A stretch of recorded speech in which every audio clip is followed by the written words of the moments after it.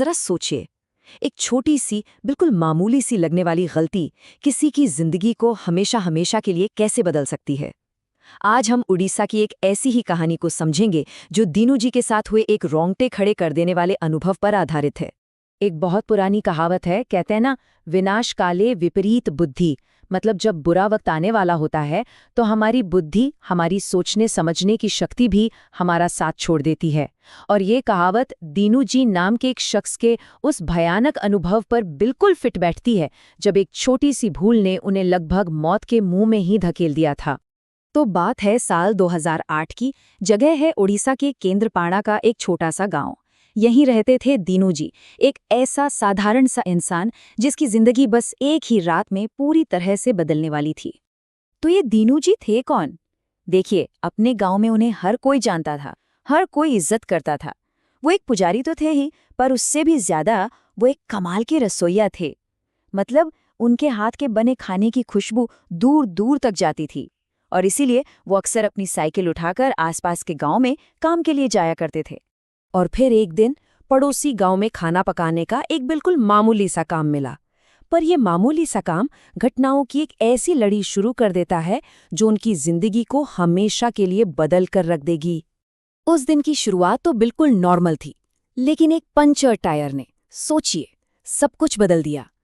अब काम पर तो जाना था, तो समय बचाने के लिए दीनू जी ने फैसला किया कि वो पैदल ही चले जाएंगे। उन्हें जरा भी अंदाजा नहीं था कि ये छोटा सा फैसला उन्हें एक ऐसे रास्ते पर ले जाएगा जहां अंधेरे में कोई और उनका इंतजार कर रहा था। खैर, काम खत्म हुआ, देर रात हो चुकी थी।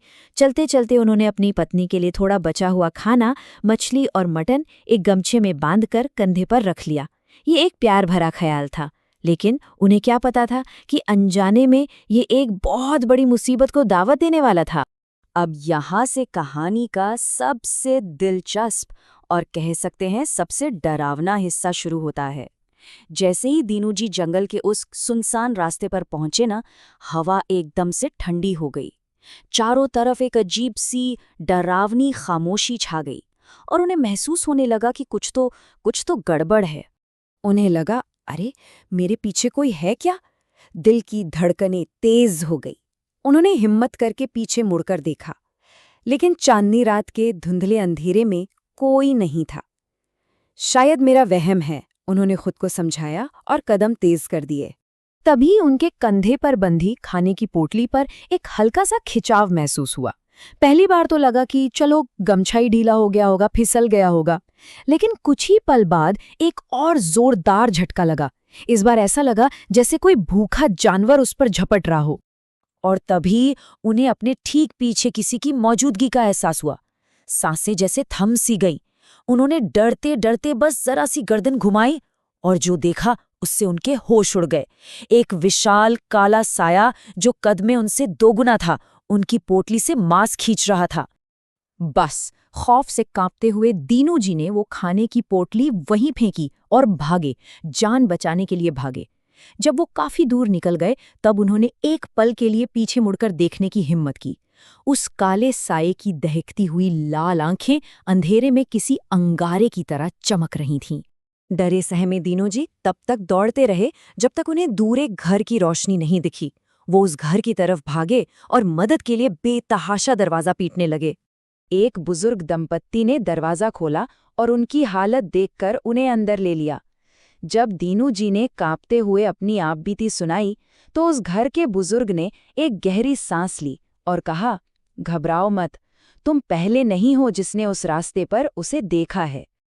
उस बुजुर्ग आदमी ने फिर जो कहानी बताई वो और भी डरावनी थी। उन्होंने बताया कि सालों पहले उसी रास्ते पर एक आदमी की हत्या कर दी गई थी। उसकी आत्मा वहीं भटकती थी जब तक कि गांव वालों ने मिलकर एक तांत्रिक से उसे शांत नहीं करवाया। सबने सोचा था कि वो चला गया है, लेकिन लगता है वो वापस आ गया है। वो भयानक रात तो दीनू जी ने जैसे तैसे उसी घर में गुजारी, लेकिन अगली सुबह जो वो घर लौटे ना, तो वो पहले वाले इंसान नहीं थे। इस एक रात के अनुभव ने उन्हें अंदर तक हिलाकर रख दिया था। तो सवाल ये उठता है कि आखिर हुआ क्या था? इस पूरी कहानी का मतलब क्या है? असल में ये एक बहुत पुरानी मान्यता की तरफ इशारा करती है कि कुछ चीजें जैसे कि कच्चा या पका हुआ मांस जब रात के अंधेरे में सुनसान जगहों से ले जाई जाती हैं, तो वो नकारात्मक ऊर्जाओं को अपनी ओर खींच सकती हैं। मतलब ये कहानी एक तरह से चेतावनी है कि कभी-कभी हमारे अनजाने में किए गए काम भी हमें बड़ी मुसीबत में डाल सकते हैं, खासकर तब जब हम जल्दबाजी में या बिना सोचे समझे कोई फैसला ले लेते हैं, ठीक वैसे ही जैसे दीनू जी ने लिया था, और उनकी बुद्धि ने भी उस खतरे के पल में उनका साथ नहीं दिया। और ये हमें एक बहुत गहरे सवाल के साथ छोड़ जाता है। हमारी किस्मत कितनी बड़ी-बड़ी योजनाओं से तय होती है और कितनी अंधेरे में लिए गए उन छोटे-छोटे मामूली से लगने वाले फैसलों से।